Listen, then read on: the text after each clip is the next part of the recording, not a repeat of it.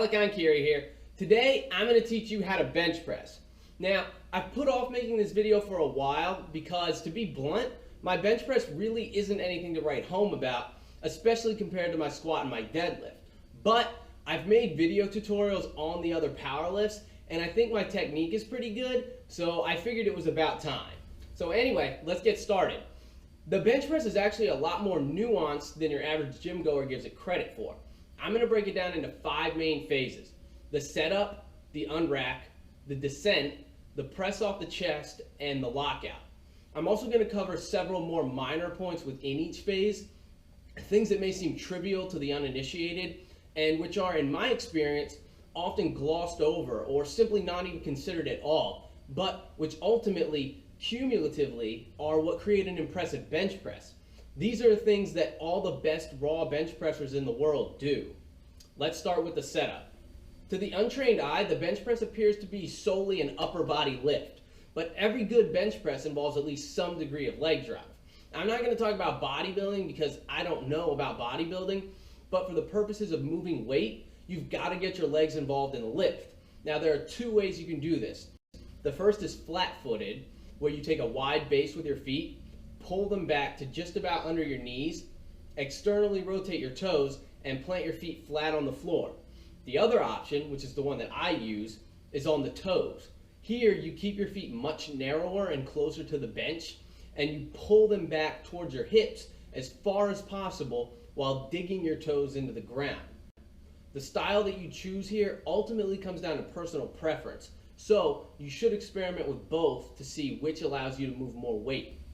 As a side note, when you first lay down on the bench to set your feet into position, you should start with your head a little bit behind the barbell, possibly even dangling slightly off the back of the bench. The reason for this is that when you set your back arch, you're going to pull your torso way forward, and if you don't start the setup from far enough back, then you'll be so far in front of the bar by the time that you're set that you'll never be able to unrack it. At this point, you've got your feet in position to assist you with the lift, so now you need to set your back arch. This is probably going to feel uncomfortable at first, but it helps to maintain tightness throughout the body, and it also shortens the bench stroke a bit, so it is advantageous to learn how to do it properly. To pull your torso into a proper arch, first make sure your feet are planted solidly and aren't going to move, because they're your anchor to the ground. Next, grab the barbell and use it to first pull and then push your torso forward towards your hips, creating a strong arched position in your back, almost like a bridge. You should attempt to get as much of an arch as possible from the thoracic spine, aka the upper back, by pushing your chest up into the air as high as you can. How much of an arch you can get is going to depend on how flexible you are. If you can't get much of an arch, there are exercises and stretches you can do to increase flexibility in the thoracic spine, but that's a topic for another whole video. At this point, the only parts of your body touching the bench should be your butt and your upper back. You need to maintain this position for the duration of the set. The next and final part of the setup is gripping the bar. Grip width is going to be determined by multiple factors, including arm length, injury history, muscular dominances, and which muscles you're trying to emphasize with the lift. For my competition style bench press, I grip the bar with my pinky fingers on the rings. I believe maximum legal width in competition is the pointer fingers on the rings, but this should only really be an issue for bigger guys. I've read about formulas based on arm length that try to create an exact optimal grip width, and I've read about a lot of powerlifters claiming that going as wide as possible is the only way to maximize your pressing strength, but I don't personally believe in making blanket statements or recommendations, so in my mind, the only way to know for sure is to play around with different widths. Contrary to popular opinion, you may find that you're actually stronger with a grip that's slightly narrower than shoulder width, although probably not an all-out close grip. Or you may find that you're strongest by going as wide as possible and reducing the distance of the press as much as possible. Or you may find that this makes your shoulders feel like they're going to rip out of the sockets. Again, it's all about experimentation. Find what works best for you and then master that style. Now that you're all set up, you're finally ready to move into the unrack phase. If you set your body up properly on the bench, then the bar should be sitting right around your forehead area. Any farther back than this and you'll have to drop your arch to be able to unrack it, and any further forward and you risk clipping the rack during a repetition. The rack should be set at a height that allows for just a slight bend in your elbows. You only want to have to elevate it an inch or two, just enough to clear the pins before it's at arm's length above you. Before you unrack the bar, you should make sure you're squeezing it tightly. There's no place for a limp grip during the bench press. Take a deep breath of air into your belly, and in one fluid motion, begin to exhale as you powerfully lift the bar up until it's clear of the rack and pull it forwards until it's stabilized over top of your chest. At this point, you should pause for just 2 or 3 seconds to allow your body, which is now a single unit paired with a heavy-ass barbell, to settle into the bench and to make sure everything is stable and under control. Once that's done, you're ready to move into the descent phase. The first step of the descent phase is to get your air back. So before you begin lowering the bar, you should take another deep breath of air into your belly. The descent then begins by lowering the bar in a slightly angled fashion towards the lower chest or upper sternum, just below the nipple line. Oftentimes, you'll see a lot of beginners lower the bar way too high onto the chest, which isn't optimal from a leverage standpoint. Or on the other end of the spectrum, you'll see intermediate lifters who've been confused by what constitutes proper lifting technique by reading up on the musings of geared powerlifters, lower the bar way too low, like onto the belly, something that is necessary when wearing a bench shirt, but wholly unoptimal when benching raw. Again, it comes back to leverages. Creating stacked joints is really always the goal when it comes to lifting big ass weights. It provides optimal leverage and strength. In this case, you want to create a straight line from your wrist all the way down to your elbow. If you lower the bar too high or too low, then you won't be in this position off the chest and you won't get optimal power. Another point to consider is elbow tuck versus elbow flare. You, as a raw bencher, need to find the happy medium. Again, you'll see beginners who completely flare their elbows out for the whole lift. This is bad for the shoulders. And again, you'll see confused intermediates who emulate shirted bench pressers by fully tucking the whole way down. This isn't going to injure you, but without wearing a bench shirt, it's most likely going to make you weaker on the movement.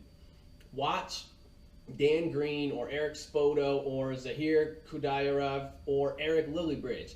They all keep their elbows partially but not fully tucked as they lower the bar onto their chest.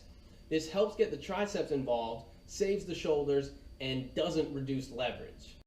One final point on the descent, you should be sure to control the bar on the way down. Don't let it dive bomb onto your chest, and certainly don't ever bounce it off your sternum to lift a few extra pounds. The descent can be fast, but it must always be controlled, whether you're doing pause work or touch and go. Notice that it's not called bounce and go. Alright, so now that we've done all the prep work, we finally get to do the one thing we all came here to do, which is actually press the fucking bar. Finally. Brevity is not my strong suit, I'll tell you that right now. So this part is easy. You just press it as hard as you can, right? Well, kind of, sort of, but not really. All the work you've done up to this point would be in vain if you failed to execute correctly here. Enter phase 4. The bar is now sitting on top of your chest. Remember during the setup how we pulled our legs way underneath of us so we could really dig them into the ground? Well, it's about to pay off. When the bar stops on your chest, just as you're about to reverse its momentum in the opposite direction, you need to drive your feet into the floor twice as hard as you were before. If you time this leg drive with your press, the momentum will carry from your legs up through your torso and into your chest, and you'll get a nice jolt that propels the bar off of you about 2 or 3 inches. Now, while your legs are working to drive the bar off your chest, you need to take advantage of this extra momentum by using your arms to push the bar back into the optimal position for your triceps to lock it out, which is slightly back in a bit of an arc pattern. Simultaneously, you should be allowing your elbows to begin flaring outwards as you near the lockout position so that your triceps are ready to take over when it's time. It's during this transitional phase, about 1/3 of the way up, when the momentum from your leg drive is beginning to dwindle, but you haven't fully transferred the bulk of the load over to the triceps for lockout, that you will be fighting the sticking point. However, the bar should already be pushed back in position, so all that's left to do is maintain form and fight it as hard as you can. Eventually it will break. And when it does, you've already won. As you're about to break the sticking point, about 2/3 of the way up, you can finally let your air go. You can finally exhale. At this point, you move into the final phase, the lockout. As a raw bencher, unless you have disproportionately weak triceps, this should be pretty straightforward. The bar has already been moved back into position and the elbows have already been flared out. One final surge from the triceps will bring the barbell to a fully locked out position where it originally started, somewhere over the upper chest.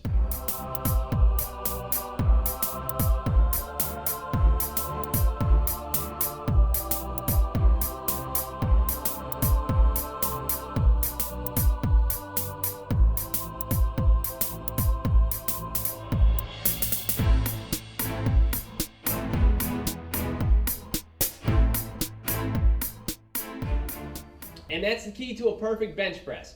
In the next few weeks, I'll make a follow-up video about what to do if you didn't execute perfectly or got a little overzealous with the weight and managed to get yourself pinned under the barbell with no spotter in sight.